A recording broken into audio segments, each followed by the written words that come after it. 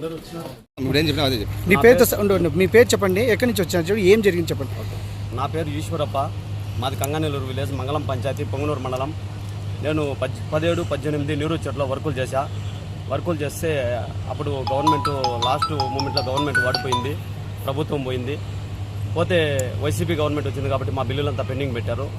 Present 2024 Telugu Desam party ruling వచ్చినప్పటి నుంచి ఈ ఇరిగేషన్ ఆఫీస్కి నేను తిరగడం జరుగుతుంది నా బిల్లుల కోసం. తిరుగుతుంటే ఇక్కడ ఆఫీసర్లను పలుమార్లు కలిసినా కూడా వాళ్ళకి చలనం రావడం లేదు, కనికరం కలగడం లేదు మా మీద. 8 సంవత్సరాలు అయితే కూడా మా బిల్లులు మాకు ఇచ్చేదానికి వీళ్ళకి ఎందుకో లోపల ఏదో బాధ ఉంది. మేమైతే అప్పుల పాలైపోయినాం వర్కులు చేసేప్పట్లో, మా డబ్బులు రావడం లేదు. పలుమార్లు తిరిగినా కూడా మా దగ్గర నుంచి లంచం డిమాండ్ చేయడం జరిగింది. మేము ఏసీబీ వాళ్ళని కలవడం జరిగింది. ఏసీబీ వాళ్ళు ఈరోజు 17వ తేదీ తెల్లవారు మాకు కాల్ చేసి రాండి అని చెప్పారు. ఏసీబీ వాళ్ళ దగ్గరికి పోవడం జరిగింది.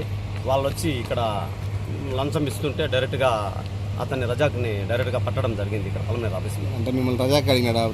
నిజమండి, రజాకే అడిగినాడు. ఎంత అడిగినా? 13,000 అడిగారండి. అతను ఏ post? Senior assistant.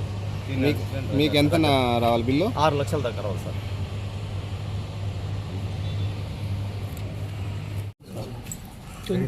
Sir okay sir. Punganur మండలము మంగళం విలేజ్కు చెందినటువంటి ఈశ్వరప్ప అనేటువంటి కాంట్రాక్టర్ తను 2018వ సంవత్సరంలో నీరు ప్రగతి ప్రోగ్రాం కింద చేసినటువంటి మంగళం విలేజ్కు సంబంధించి కొత్త చెరువు పాండ్కు చేసినటువంటి రెస్టరేషన్ వర్క్స్కు సంబంధించి సుమారు 5 లక్షల రూపాయల విలువైనటువంటి ఆ బిల్స్ను అప్లోడ్ చేసి శాంక్షన్ చేయించడానికి గాను ఆ అమౌంట్ను తను చేసినటువంటి వర్క్స్కు సంబంధించినటువంటి 5 లక్షల రూపాయలను అప్లోడ్ చేసి శాంక్షన్ చేయించడానికి గాను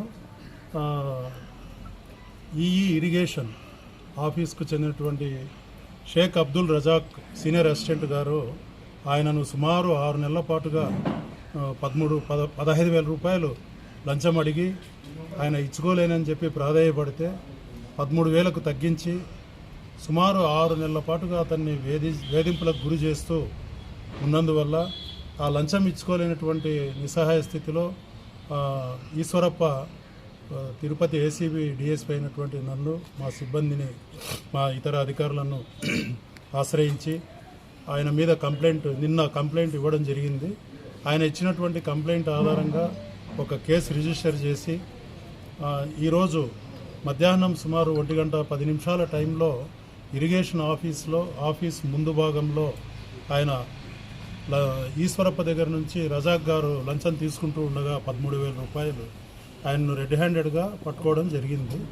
విచారణ పూర్తి అయినంత నిమిత్తము ఆయనను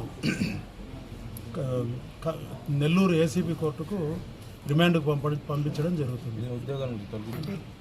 ఏ ఉద్యోగి అయినా కూడా అరెస్ట్ అయ్యి 48 అవర్స్ రిమాండ్లో ఉన్నట్లయితే ఖచ్చితంగా వాళ్ళ శాఖ ఉన్నతాధికారులు ఆయన్ను సస్పెన్షన్లో పెట్టడం జరుగుతుంది.